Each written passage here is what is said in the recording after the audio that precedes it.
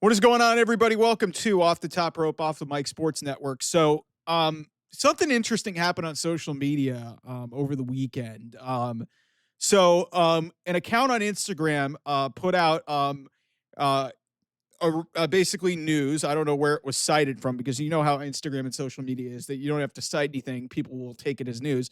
But it basically said that Chris Jericho, who remember we haven't seen him since April, or April, May, like since he kind of blew his whole thing off with Big Bill and Brian Keith after he lost the Ring of Honor championship to Bandito. I mean, a lot of people in AEW are glad that they don't have to see Chris Jericho on their screens anymore. But basically, this Instagram post basically said that Chris Jericho's AEW deal ends in December of this year, and he's open to a WWE return depending on the situation. And the reason why this is interesting is Chris Jericho himself on Instagram liked this post. So it brings up the inevitable question: is Chris Jericho going to go back to WWE? And listen, I have made no secrets over the last 3 years since the Inner Circle ended that Chris Jericho's credibility within the professional wrestling industry has died significantly with a lot of the stuff that he has done in AEW since his initial run as the AEW World Champion and the stuff that he did in the Inner Circle, which was great stuff. Really, a lot of the stuff, New Japan, the stuff with Kenny Omega is the reason why AEW exists. I completely submit to the fact that Chris Jericho is critical for where AEW is today. He's also a big reason why a lot of their creative is in the shithole right now. Because, either Tony Khan didn't tell him no, or just creative influence there was way too much. So the question is, would you be interested in seeing Chris Jericho back in WWE? My answer is maybe. And here's the caveat here. I would only accept him if A, he gets a Hall of Fame induction, because I think he deserves that. He deserves to be in the WWE Hall of Fame. First ever undisputed champion. The guy has been responsible for some of the great moments in professional wrestling history, whether it be WCW, ECW, whatever. The guy belongs in the WWE Hall of Fame as far as I'm concerned. And maybe I'd give him one match. If we're talking about like some sort of retirement run, I'm not saying he's going to get something similar to John Cena. He won't get that because Chris Jericho, let's face it, is in his 50s. He can still go better than a lot of people at his age, but I'm not exactly rushing to give Chris Jericho everything. And I don't think WWE will do it either. So what's interesting to me with this discussion is, has Chris Jericho's career suffered such bad, has it taken such a hit that it would sort of cloud your perception of who Chris Jericho was? Because again, like I said, a lot of WWE history cannot be written without Chris Jericho. Let's just get that out of the way. This guy, like I said, first ever undisputed champion. He said it ad nauseum, and he'll probably say it ad nauseum even in his whenever he retires or whenever he gets inducted, because I think it's inevitable that he's going to end up back in WWE. The question really is, do you want him back? And like I said, if this is like one retirement match and, hell, put him in the Royal Rumble as a surprise entry, maybe give him a WrestleMania match and then have him retire. I'm not expecting a long-winded run.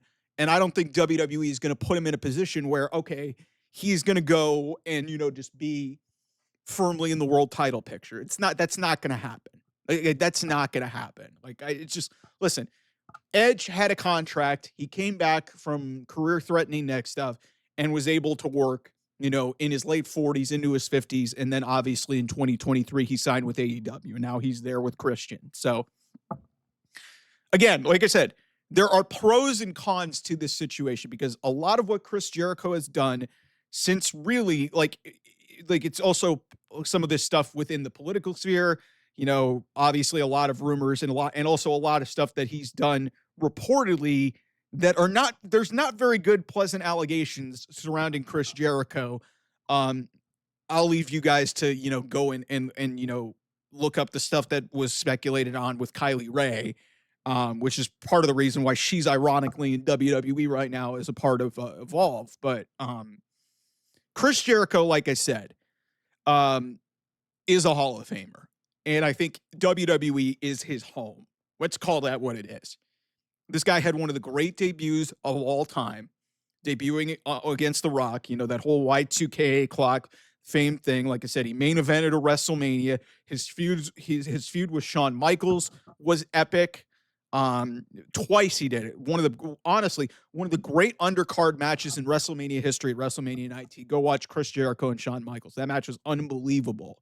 Um, so much so that he did a callback to the end of that match, the post-match celebration, with Sammy Guevara in AEW. And then obviously the stuff in 2008, Chris Jericho doing the best in the world. This guy literally has rebuilt himself in so many different ways. He did the pompous, arrogant guy in a suit, like I'm the best in the world at what I do. The gift of Jericho, the list of Jericho, all that other shit. Then he goes to New Japan, and again, like I said, he's a big reason why AEW got the stamp of approval. Because listen, everybody talks about Cody Rhodes, and Cody Rhodes is obviously a big imprint on that. But Chris Jericho was really the first outsider outside of the elite to really stamp their approval and sign with AEW back in 2019. So, yeah, like, is a lot of his respect amongst the fans really dwindled in the last 3 years? Sure. Because I think the Jericho Appreciation Society and the Learning Tree, like those things did a lot of damage, not just to him, but also to AEW, because it was just bad creative. It was really bad. But when he was in the inner circle, like that was peak Jericho in AEW. And I don't know where the fuck that went. It's really just staggering how far this guy has fallen, because I used to think, like, when he went over there, that he was one of the greats the business has ever seen, but he's just fallen off a cliff because he's really hanging on to glory, and he's really hogged a lot of the spotlight. Like these two Ring of Honor championship runs, they gave it to him to try and get them a TV deal. It didn't lead to anything, and it made him look really bad. And then, the Learning Tree stuff was just fucking awful. It was unwatchable. And we were talking about, hey, he's got to elevate new talent. Like, let's be real.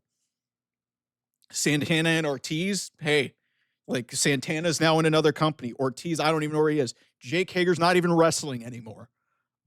Sammy Guevara, once thought to be one of the cornerstones of this company, is on Ring of Honor television. Like, the guy can't even get on television because he's got his own problems in his own life. So it's just, like I said, if you're bringing Chris Jericho in and you're WWE, you have to be really careful and really smart with how you do this. I think it's inevitable that he is going to be there, based off the fact that we haven't seen him in 4 months. I don't know if he's ever going to appear on AEW television again. Watch. He'll probably show up on AEW television this week, just because I just brought that up. And I'm sorry if that happens.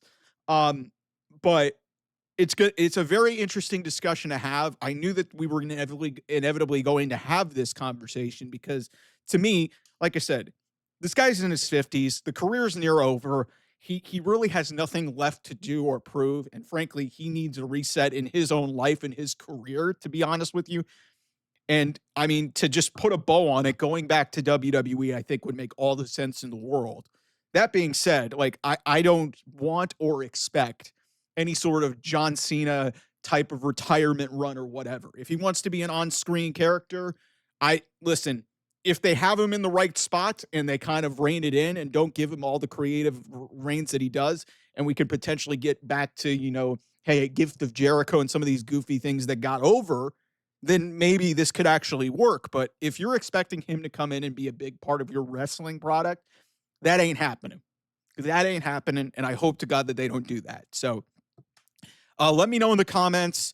Let me know on social media if you are interested in seeing Chris Jericho back in WWE, because to me, like I said, this is going to be a very interesting discussion heading into 2026, because the reports are that his contract is going to be up with AEW at the end of the year. And, this only the liking of an Instagram post on Instagram is only going to feed speculation that this is going to happen. But I know a lot of people within the industry or fans are probably not going to be thrilled about this, based off how the last 3 years have gone in AEW. Because listen, if you're telling me I'm getting 2019 to 2021 Chris Jericho, that was some of the best Chris Jericho that maybe we've ever seen. because that was actually stuff that really mattered in the grand scheme of AEW. But Jericho Appreciation Society in 2022 on was some of the worst creative, maybe in his entire career. And this guy's a legend, and he is a Hall of Famer. So at least with that, if he's going to go back to WWE, put him in the Hall of Fame and maybe give him one more match and then just end it. Because what else does he have to offer you beyond that? If you're Triple H or you're TKO or anybody there, because nobody's really asking for a Chris Jericho retirement run like they are John Cena. Nobody's really asking for it. Chris Jericho's like 6-7 years older than John Cena, so it'll be interesting to see how this plays out. But it's something to monitor. And certainly going to be a very divisive topic in the wrestling space. So anyway, let me know what you think. Comments, also social media, Off the Mic 28, OT Mike Sports. Those Twitter handles are up in the upper left-hand corner. We're heading into football.